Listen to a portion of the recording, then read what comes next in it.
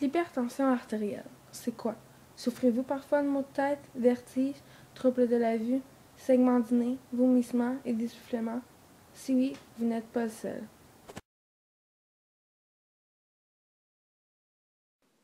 On estime que 20% des hommes et 19% des femmes de la population canadienne ont une pression artérielle élevée. Un grand nombre de ces personnes ne se rendent pas compte de leurs problèmes et environ le tiers des personnes atteintes d'hypertension artérielle ne reçoivent pas un traitement adéquat pour leur prise en charge de leur pression.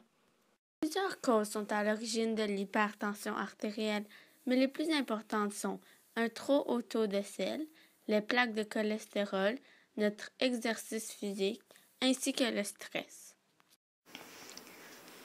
Une consommation trop excessive de sodium cause souvent une rétention d'eau dans l'organisme. Cela fait accroître la pression dans les vaisseaux sanguins, ce qui cause l'hypertension artérielle.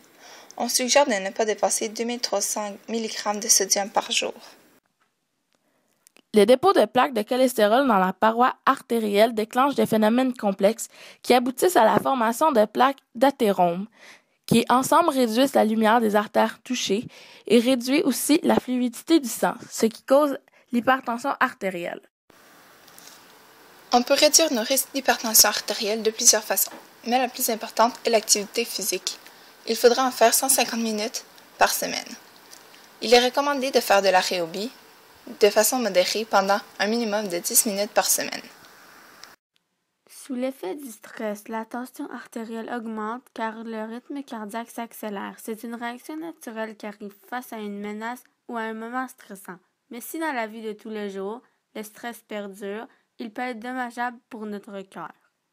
La nicotine agit directement sur les artères en augmentant de façon transitoire la pression artérielle et la fréquence cardiaque. Ce rétrécissement des artères est particulièrement perceptible lors de la première cigarette de la journée.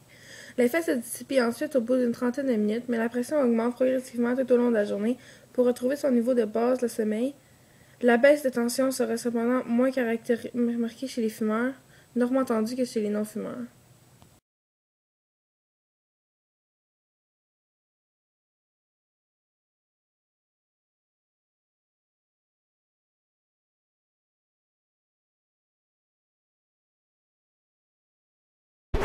Created using Powtoon.